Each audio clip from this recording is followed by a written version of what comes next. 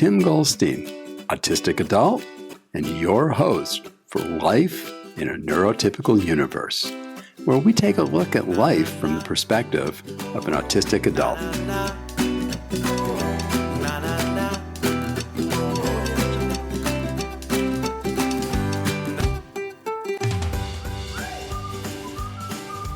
You're joining us here at Life in the Neurotypical Universe for the second episode with Stacey Ford, who's a he, not a she.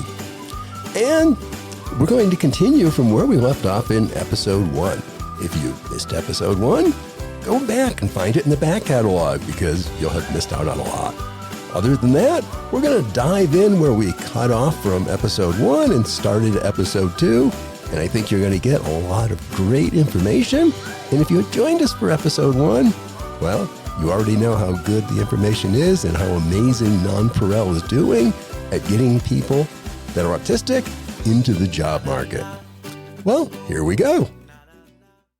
I know there's a gentleman I know that I was having a conversation with. He has an autistic child that is about 11, or was about 11 when we had the conversation. And he said, I don't even know how it came up in the conversation, but he said that he doesn't let his child use the microwave. Okay. At 11 years old, doesn't let him use the microwave at all. And I asked why. And he said, because I'm afraid he's going to hurt himself. And my question back was, how many times have you burned yourself on the microwave in the last month? Because I know I've done it 2 or 3 times at least.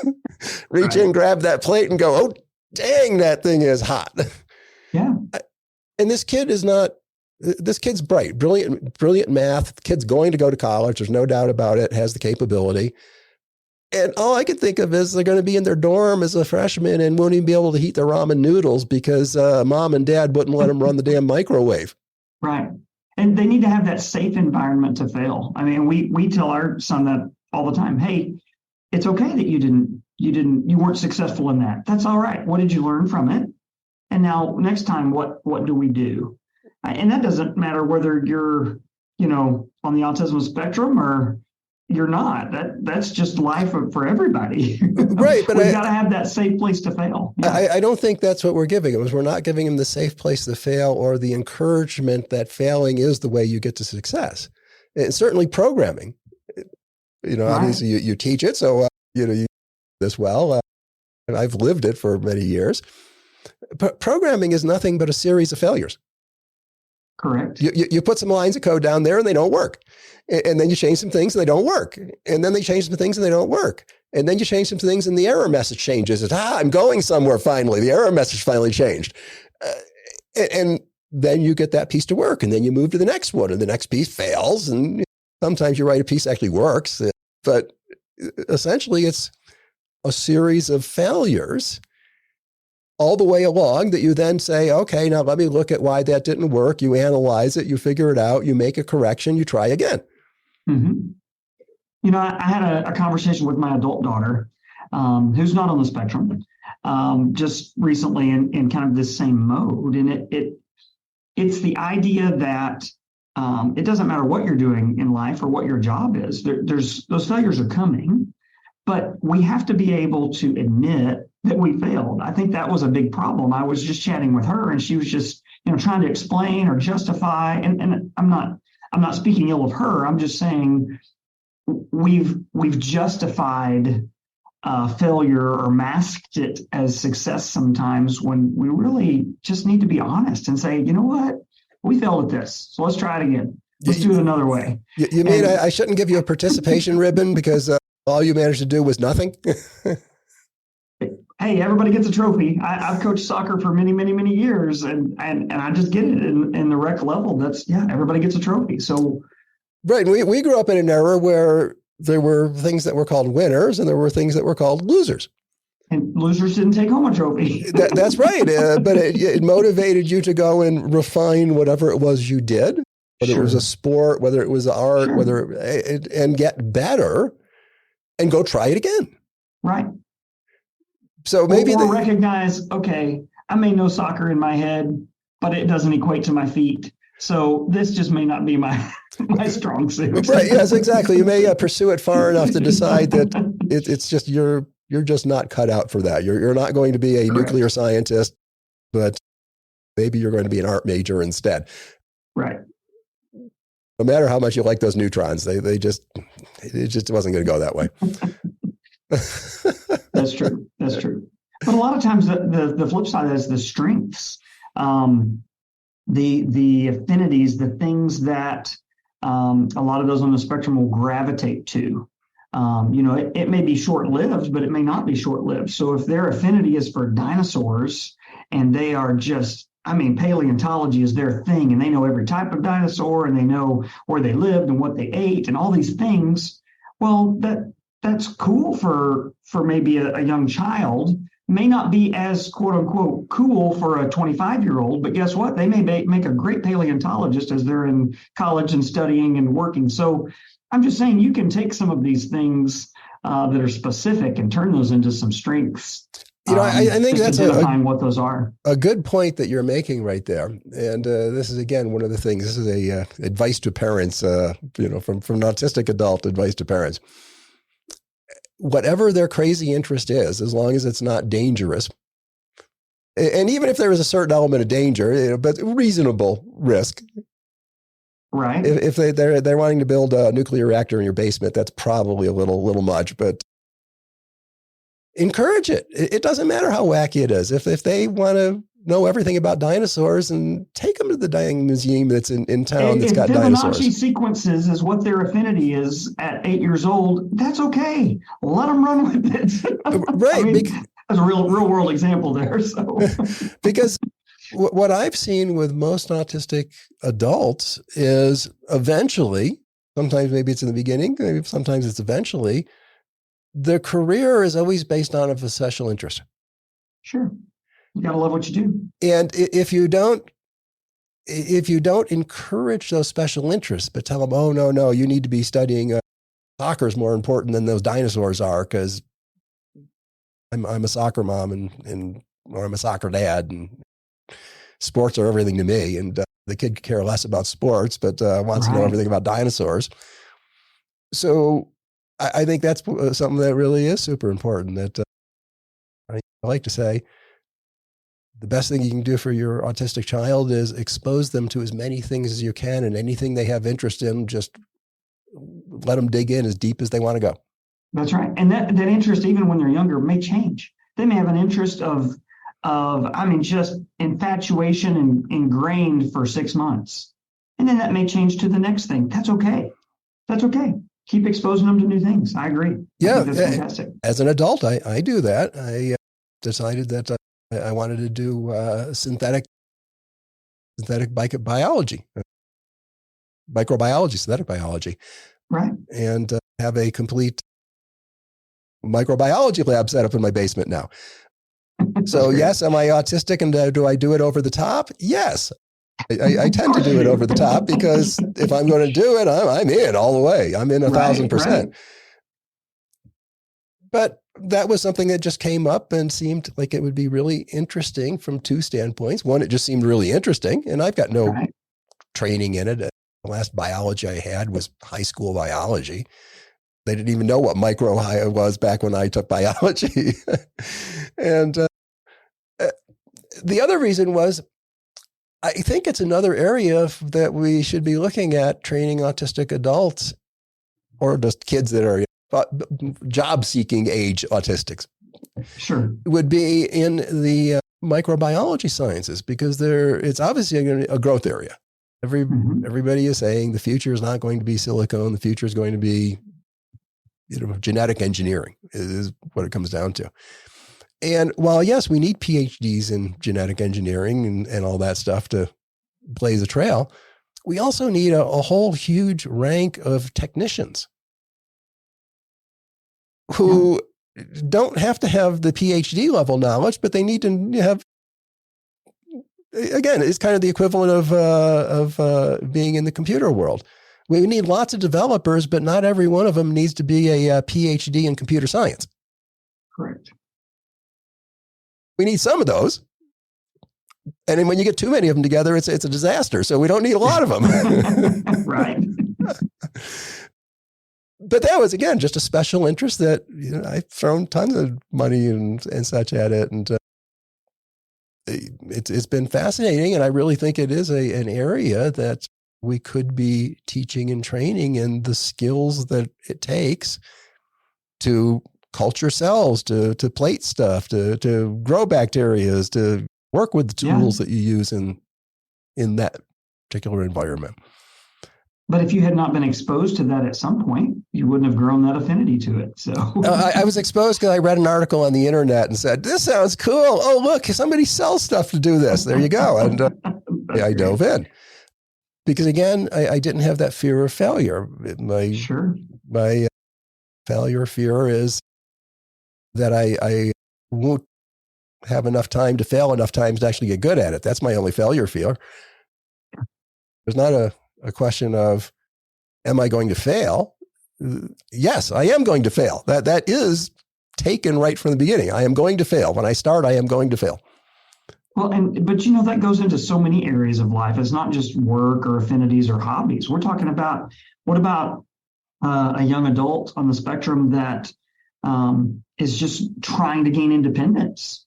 Maybe they're just trying to get on their own and they're afraid to move out or to get their driver's license or whatever that next step is. And again, they've just got to have somebody encouraging, it's okay, let's try it. Right. Let's see, let's unlock this potential here that maybe has just been laying dormant. That's a whole lot. Of course, at nonPareil, it's a lot of what we talk about, unlocking potential all the time, because that's what we're trying to do, is find where those nuggets are and just unlock it, let it run free. Right. Give them that chance to go and try it and see how it goes and fail at it, but have somebody there that can say, hey, no, that's not failure. Look at what you learned. Look how you can move here's the next step if you want to keep going with it. Exactly. And it may take more steps than a lot of other people, and that's okay too. Okay, so the first person who's moving out on their own may have failed twice, and you may have failed 5 times. That's okay too. Let's find those connections to get you to that, whatever that next point is, and that next point and that next point. Yeah. That makes me think of something. Now this is in the workplace. Sure. And this is a challenge I personally deal with. And I think it's a relatively common challenge that a lot of autistic individuals are slow at starting into something, even though if you give us the runway, we're going to be, very, very good at it. Yes. To superior, given the runway. And what I personally say it has to do with is how we as autistics tend to think and put our world together versus how neurotypicals do. I like to say that neurotypicals think from the high conceptual level, the 50,000 foot level, and then they dig down deep enough to do what they need to do. Yeah, do the details. Mm-hmm. And usually they don't need to get to all the details because they were able to do what they needed to do far before that level. Whereas us autistic individuals need to get all the details. And then from all the details, we create our own 50,000 foot view.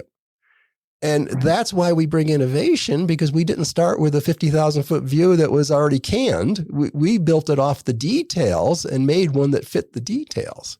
Mm-hmm. But it takes a lot longer to learn all the details. Yes, you're exactly right.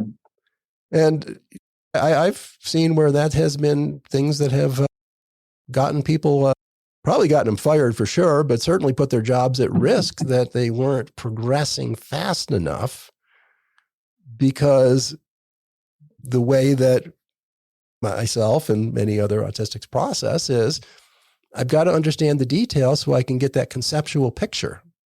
Sure. And it's my conceptual picture. You can't tell me what the picture is. I got to build that myself. And when I get it built, it's going to work the way my brain works. And it's probably not going to be anything like the way you look at it. And that's called innovation. Well, and that's illustrated in so many ways. I'm thinking just recently, putting together a Lego set. And okay, I'm going to look at the box or look at the picture. This is what we're going toward. Let's put this together. And, you putting that together with a child on the spectrum, they may throw that box and that picture away and just go, no, let's just start putting the pieces together, see how they fit, see how they work, and let's see what we come up with. Right. So yes, that's exactly the same concept there. So yeah, I'm when it comes to coding and such, yeah, and it's kind of funny because my real professional role is I'm a trainer. So I teach all this stuff. Mm-hmm. But my personal learning style is the class just gives you a broad overview for me personally. I know it works different ways for different people. I've got to actually sit down and take all those Lego pieces and start playing with them. Right. I've got to sit down with whatever the product is, the code is, the program is, and just come up with a project, something, and just start messing with it and building it towards a project. And that's the way that I master it. I can't master it by just being told, here's how it works, which is how a large segment of people apparently do it, or they wouldn't be paying for the trainers like they pay for. Well, and I have a friend that was telling us recently of how their son was putting together a desk, a pre-ordered, pre-made desk that you assemble, comes in a flat box, and didn't look at the instructions, but just, okay, yeah, that doesn't fit there. Okay, nope, that one doesn't fit there. Put the desk together beautifully, but did it in his own time and his own manner in which to know what fit where and what worked where. I've heard the same story with radio.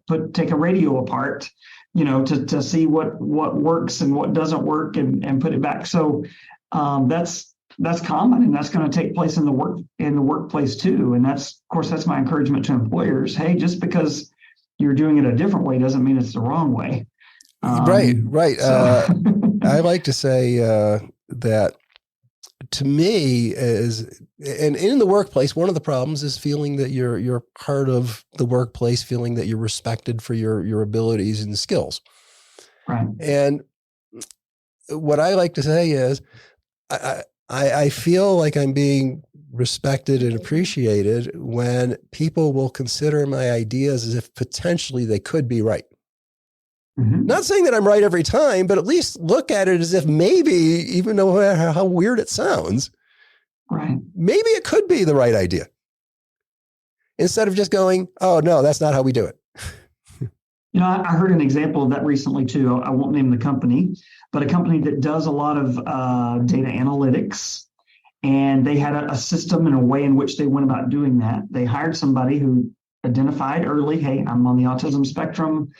This is how I STEM, is by doing this analytical piece. And they had a different rhythm and a different way in which they looked at that data, but did it 4 times as fast as anybody else, but did it in a different way and had a lot less mistakes. And so it's just because it took an employer took a chance to say, okay, I know you do this different than the way we do it.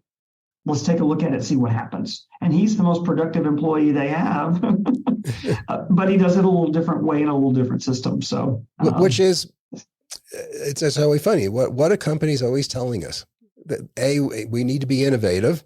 B, we need to think outside the box. Good, hire somebody autistic. We don't even know what the box is. They build the box as they go. and then what happens is we give an idea and we're told, no, that's too far out there. Right. Well, you said think outside of the box. At least consider it. Exactly.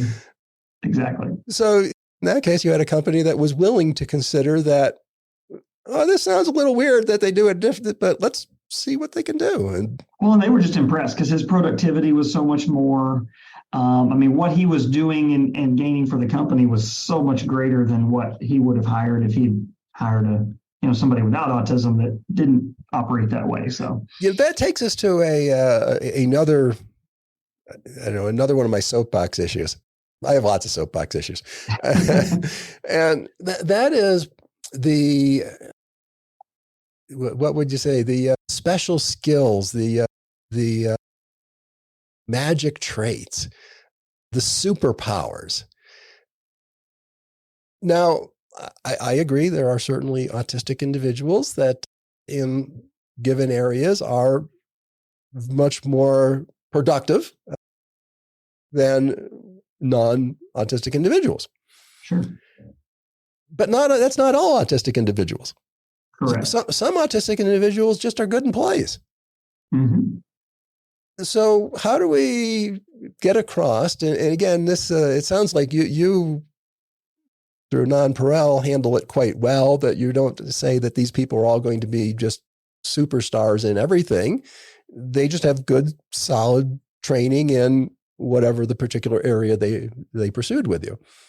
But when we look at the autism at work that's now turned into the neurodiversity at work programs, what's been just promoted over and over and over again is the superpowers thing. Mm-hmm. And I think that personally, that's harmful to autistics. Mm-hmm.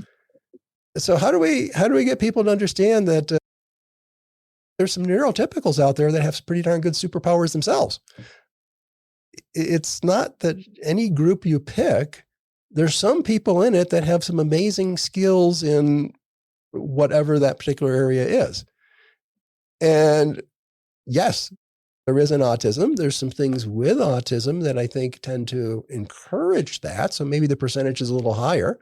And it's really the special interest thing. If it's my special interest, I'm going to stay up till 5 o'clock in the morning, working at it and playing with it and messing with it. And so I'm going to make it my superpower because I'm going to put so much effort into it because it's my focus. But not everybody who's autistic is going to have a superpower. Right. Well, that's, I mean, statistically, you look at the people. I had a conversation recently with somebody who was talking about the different recognitions of those on the spectrum that you see on television. The Good Doctor, or Sheldon Cooper from Big Bang. I mean, something those types of characters. Statistically, there is just as many of those not on the autism spectrum that fit into that category as those that are. Yes, there's not. I'm just saying that's a stereotype.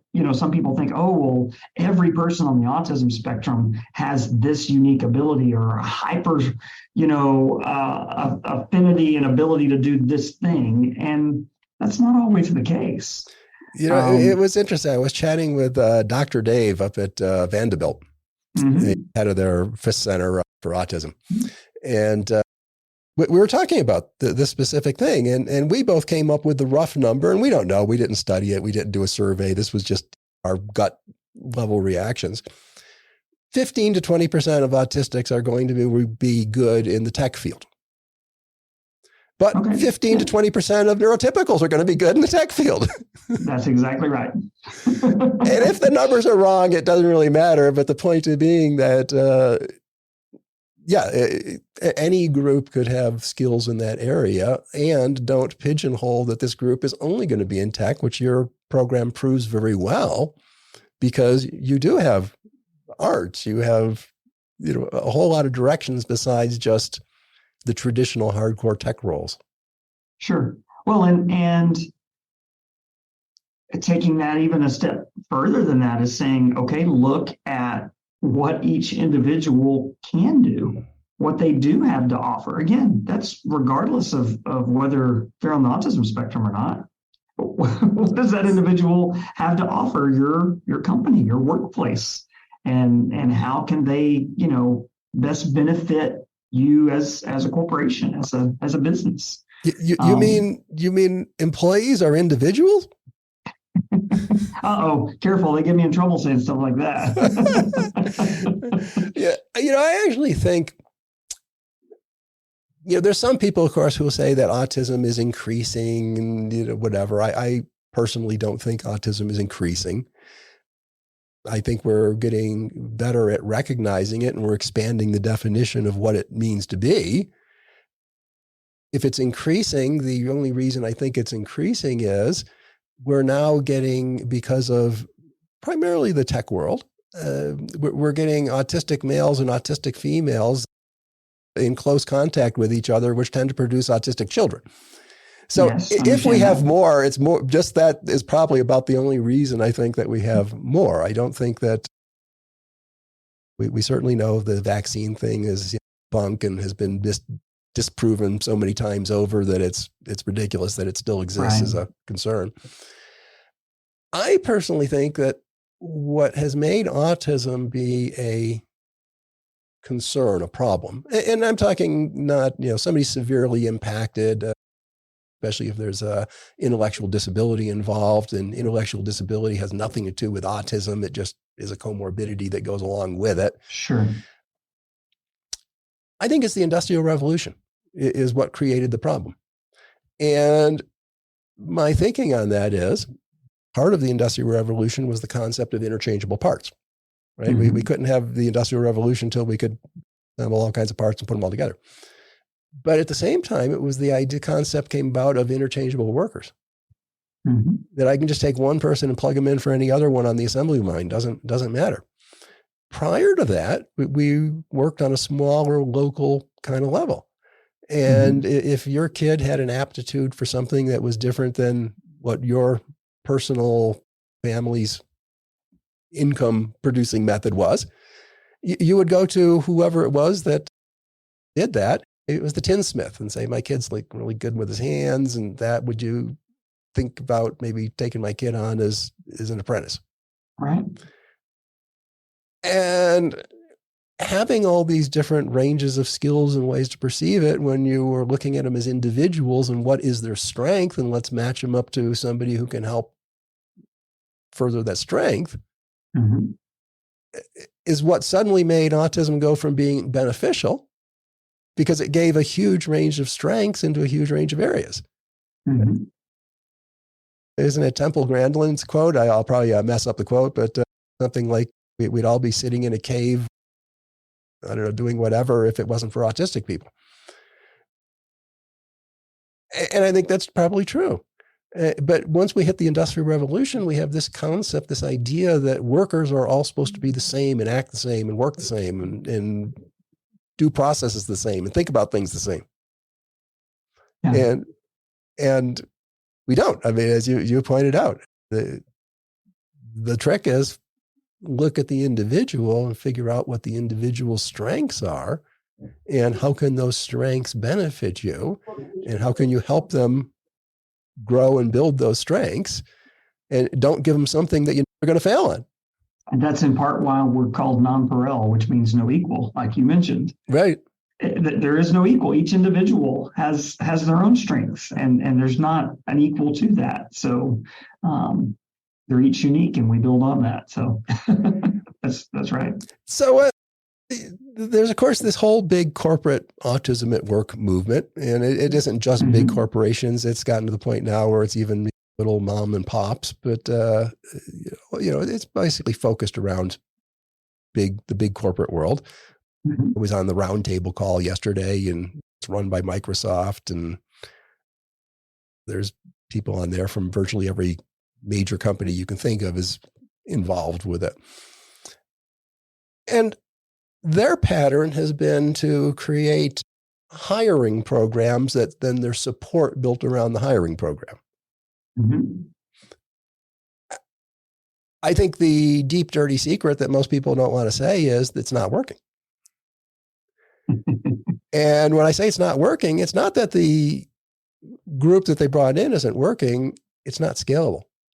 It isn't repeatable. You can't expand it, which means it's not working, because having a company that hired 100 autistic individuals when the company employs 200,000 people. Right. Right. And it's a special group. It's a special program. It's a special whatever. How do you fit in? Are you involved at all into that side of the world? Or is there any connection you have with it? Or is it kind of you do your thing, getting people prepared and teaching them the skills and knowledges and abilities to be worker, and then put them out to these companies to, take them on, and not through their autism programs, I'm guessing, but as just a standard straight, the way I got hired. I just went in like as a regular person and got hired. And I would say the majority, yes, that's the case. We work with both sides of that. Mm-hmm. We do work with some of those, programs. But it's when you're working as somebody, like if there's somebody, let's say, working with a group like nonPareil or another that's a job developer, and they're working with those local companies, those are the conversations on the front side. So as much as you can help, not only be an advocate, but just say, hey, here's this person's strengths and weaknesses, or here's this person who's qualified for this particular job. There are some big companies out there that are doing it right. There are some big companies out there that are trying to do it right. So there are some small companies out there doing it right, and some that are trying to do it right. So it just it really is a company to company, individual piece. It's not, unfortunately, I know so many companies want this to be a cookie cutter. It's hard to be a cookie cutter because, as you just said, they're individuals. Qualifications can look the same across the board, but their need. I heard one of these companies, their program that they were working on with those on the autism spectrum, were saying, well, there is one individual who needed a nap, who needed to just take a window of time, 30 minutes or whatever it was, twice a day, to just go decompress. They set up a room so this individual, hey, I think that's a great idea. Guess what? They're going to be a lot more productive when they have those kinds of allowances and things to be able to do. Does that mean every single person on the autism spectrum needs that? No. Does that mean that individual needed that? Sure. So I think a lot of it is companies are struggling to figure out what's needed. And like you said, the cookie cutter kind of concept, because there's not a cookie cutter. There's not one shape. There may be some tendencies for this select group of this select group, but there's not just one blanket, okay, we're going to have this program and every single person is going to take a 30-minute, break at this time every day and take a nap or whatever it is. Like the kindergarten, right? Go get your little sleeping mat and let's roll it out. It's 1 o'clock. Yeah. It's time for your nap. There's some Asian countries that do that well, and I don't sleep here in my office very often, but but the same way too. Just maybe it's knowing triggers, knowing that okay, this is a point to where there is an overwhelming amount. I mean, we know those on the spectrum are firing and thinking on their frontal so much more than those that aren't, because they're having to think of not only the processes, but then thinking about, like I said, we're making that playbook of the norms. So they're having to put all these together. So it can be overwhelming at some points. So knowing some of those triggers, and then what does that mean to give that person to take a moment to step out, to be self-aware and self-regulate for whatever that is. Again, that's going to differ from person to person. That's not a blanket statement for every single person on the spectrum that this is how you handle, an overwhelming moment like that. So, yeah, I like to say that I don't think that looking at it as being a hiring challenge or through a program, a special thing, is the right approach. I personally think that the approach that we need to look at is we need to look at this as being a diversity issue and handle it like we handle all other diversity issues. And the diversity group that we most closely align to would be the LGBTQ plus group. Mm-hmm. And I say closely aligned because of the fact that most of us, you wouldn't know that we're autistic if we don't tell you, just like we wouldn't know the identity of most people in the LGBTQ group if they don't tell you. Right. Which is why we use pronouns, so we can treat them respectfully, the way that they want to be treated. I actually put in my pronouns, I put autistic first, autistic, he, him, mm-hmm. because I see that as my cultural identity. If you don't know I'm autistic, you can't treat me appropriately. Now, most diversity, we can look at you and we can tell that you're an Asian okay, so now we, have to go to, okay, our training of what are things that we should be doing and dealing with the Asians, or we can see that you're a person of color, and we can be, respectful to those different. Autism doesn't have a face. Like some of those that's the others. problem. That's why I Yes. say it's like Yeah. the LGBTQ plus, because there's no face. It's intersectional. You can be Sure. a person of color, you can be male, you can be female, you can be non-binary, you can be anything, and you can be autistic at the same time. Right. And I think if it were handled as a diversity issue, so now there's awareness of, oh, there's these people that are autistic and they have a little different culture and perspective, just like Asians have a little different culture and perspective that they came from. Right. Somebody who grew up a person of color, growing up in America, didn't probably grow up with exactly the same experience as somebody that never hell faces like you and me. Right. Not better, not worse, but they probably didn't get necessarily the experiences we got. So there's a different culture built into that. I'm not saying one's better than the other, but the problem is we need to learn that. I grew up on a farm. Somebody had to teach me that there's all these different groups and they have different ways and they grew up with different experiences and they think about things differently. And to me, if we attack it as a DEI segment and simply say, neurodiversity is another culture. And neurodiversity is a culture of people who think in vastly different ways. Mm-hmm. Within that, there's many different neurodistinct segments. And there's the autism neurodistinct segment. And these are the things that they tend to need or, are part of their culture. Sure. Part of their culture is they want to know every detail and they're going to ask you a million questions. Is everyone going to do that? No. But is it going to be common? Yes. And when you question that, just live with a child on the autism spectrum in your house for a little while. Yeah, right. But to me, if I could wave the magic wand, companies, instead of trying to figure out how to be educators and all the supporters and all that stuff, should turn into how to make their company neurodiverse friendly. So that neurodistinct individuals are recognized as being distinct and are recognized that they come from a different culture, even though they may be a person of color, but they're also have another, intersectionality identity. Right. Just, again, like like you say, the LGBTQ group is a great example because you can be a white, Caucasian, and you could be any one of those. You could be autistic, you could have ADHD, you could have OCD, you could be anything in the, neurodistinct arena also. And those who don't know, a lot of those do coexist together. So. Oh, yes. Yeah.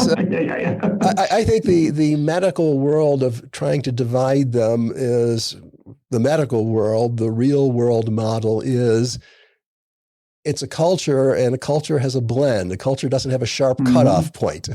Right. It all bleeds in together. Yeah. Exactly.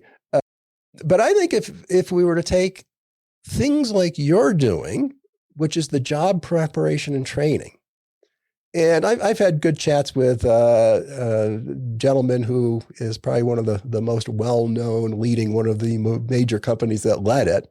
And this is where he has gotten to also, is job preparation is the part that's missing terribly. Mm-hmm. And I think if we were to marry up letting companies focus on diversity, which they already know how to do diversity. We've already worked on getting women accepted in the workplace. Have we done as well as we could? Have we done as much as we should? No, but have we done a whole lot better than we used to? Yes, we've gotten better. Right. We still need to get better, but we've made great strides. Sure. Are people of color being treated better and getting more opportunities? Yes. Are we where we should be? No, we need to do better, but nonetheless, companies know how to do that already. Mm-hmm. But we're making, and when I say this is the generality, not you and me. It's everybody but you and totally me. Understand. All the rest of them autism people out there. We're making it into this super secret handshake thing of, to deal with an autistic, it's this and it's that, and you got to do this thing and you got to do whatever. And instead of just saying it's a different culture, how to handle DEIs in different cultures, let's just teach you about this culture. And you already know how to be. Now, if you're a 5-person company, you probably don't have a DEI person, but if you're 500 or up, you probably got somebody that's handling DEI stuff. You already know how to do DEI. What the approaches are of you got to first get awareness going and how you build, up, the acceptance, and eventually they go through and evaluate and make sure that you don't have anything built in your system that is being biased against that individual. And so all they need to be taught is, here's this culture, what you need to pay attention to for this culture, not this whole rigmarole of every which way that you deal with an autistic person. And we need a lot more in my magic world. We need a lot more of yous, like nonPareil, that is doing job preparation, and not just job preparation focusing on the skills, but that important part, I think, is that you weave in the social skill, that map, that how to understand and maneuver in that world. Are most autistics coming out going to be the world's most nuanced, emotionally sensitive people? No, probably you wouldn't want to use them for hostage negotiators. They probably aren't. Yes. But can they get to the point where they recognize that they probably shouldn't stand up in the middle of a conference room and tell the boss that that's the stupidest idea I ever heard in the world? Yeah, you can probably get that one taught quite well. Sure. You're talking about the map. If we're building that work readiness map for them, helping them fill in those gaps and build that, the social element is the key. It's the legend. It's letting them know, okay, here's how that works in real practice. Here's what a house is on that map, and a street is on that map, and a river is on that map. That's where the social element, I think, comes in, is helping put more detail to what is the map. It's practical. You're able to put that into motion in regular relationships that are all around you. I guess that would work. Having a map is one thing. Knowing how to read a map is another thing. Correct. My wife is actually right at the moment doing she's tomorrow's her last day. She's like dancing that it's going to be done. She's doing a temporary job that actually is being done at the U.S. Geological Survey printing plant that does the topo maps. Very cool. And here in Denver, they have this thing called the Fed Center, and it's actually the biggest collection of federal employees outside Washington, D.C. So this is in the Fed Center. And because it's a federal enclave, there are guards, and you have to get searched and all that when you go in. And so she was talking to the guard the other day, and I don't know, whatever the conversation was, but what came up was that last year, a number of people were going over to the Geological Survey to get maps that they were giving away because they were outdated. And they were using them for gift wrap, for Christmas wrap. Interesting. It's a pretty cool Christmas wrap. Yeah. But if that's all you do with a map, then the map didn't help you very much. That's not the point of the map. Right. So I think the trick is what you're saying is you're teaching them to read the map. You're giving them a map, but then you're teaching them to read it. Yes. Yeah. And how does that play into something that's practical? Because again, we all live in a practical world. So how are we making that practical in the workplace, in friendships, in corporate context? Yeah. Just how are you pulling that over into more than just, okay, here's knowledge. Yeah, you're exactly right. Well, I think it's absolutely amazing what you're doing. And the fact that you started 5 years before the corporate programs even started thinking about this is phenomenal. Too bad they didn't run into you instead of running into somebody else who gave them a whole different direction to go. Well, the two dads that started our organization both had sons on the spectrum. And so this was just, okay, when the bus stops showing up, what do we do? That was kind of their motivation. The bus stops showing up. What are we going to do? And so that's how nonPareil was born. Wow. Just meeting a need. So. Wow. So what's nonPareil's plans as far as moving forward? Expansion, growth? Yes, we've actually currently had between 60 and 70 cities in the U.S. ask us and have a contingent of people that said, please come to our city. Well, obviously with that comes some time, put the team and the development and the fundraising and those kind of things together. But yes, continuing to look to expand. It is a program that we've said now is reproducible and replicable. Every site for nonPareil has its own culture and DNA. I mean, obviously what Orlando looks like may be a little different, but what we're teaching and how we're doing it is very, very similar. So we're looking forward to what that looks like in our growth and our growth plan. Here in Plano, we just opened a brand new space right next to us, another 6,000 square feet, just to accommodate that growing need. So many people just talked to us.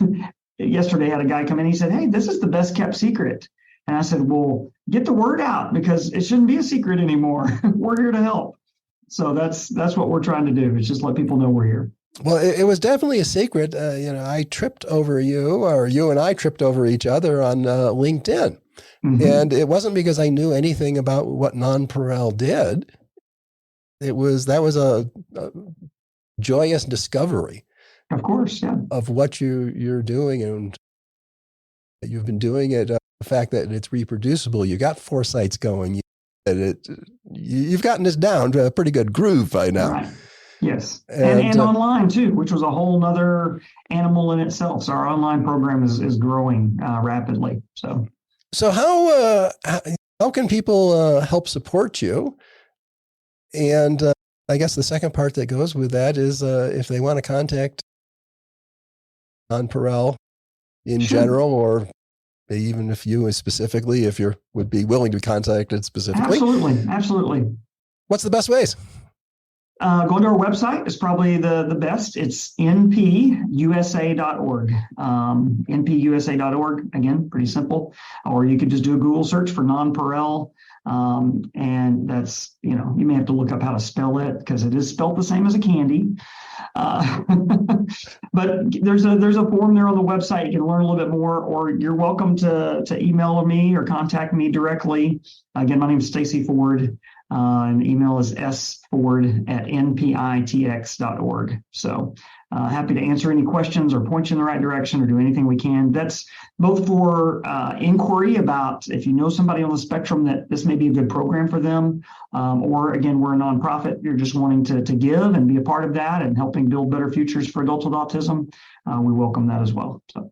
Perfect. Well, I will take those contact informations and put them down in the show notes so somebody doesn't have to back up and play it 16 times to get the letters all exactly right and make it easy. Well, thank you. I so much appreciate your taking the time and chatting. And thank you, Tim. It's been a joy. I appreciate the conversation. Thank you for inviting me. Well, glad to have you. Would love to have you back. And I think there's a whole lot more things that we could talk about. Next time I might bring one of our crew members in, and we can all chat together. Maybe that would be actually wonderful to have maybe a little panel with a couple of your crew members and sure have a chat. That would be phenomenal. Would love to do that, and definitely invitation is wide open for whenever it fits on our calendars together. Of course, we'd love to do it. Thanks again for the invite. Okay, well, perfect. Well, thank you again very much. I love what you're doing and wish you the best of luck, and I'll help any way that I can, at least getting the word out. We appreciate that, Tim. Thank you again. We hope that you've enjoyed another episode of Life in a Neurotypical Universe. Please, if you enjoyed this, share it with your friends. Go take their phone and subscribe them. It will help us all out. If you want to know more about neurodiversity or have any questions for me, you can reach me at my website, timgoldstein.com, where I'll be more than glad to help you as best I can to navigate through the neurotypical universe.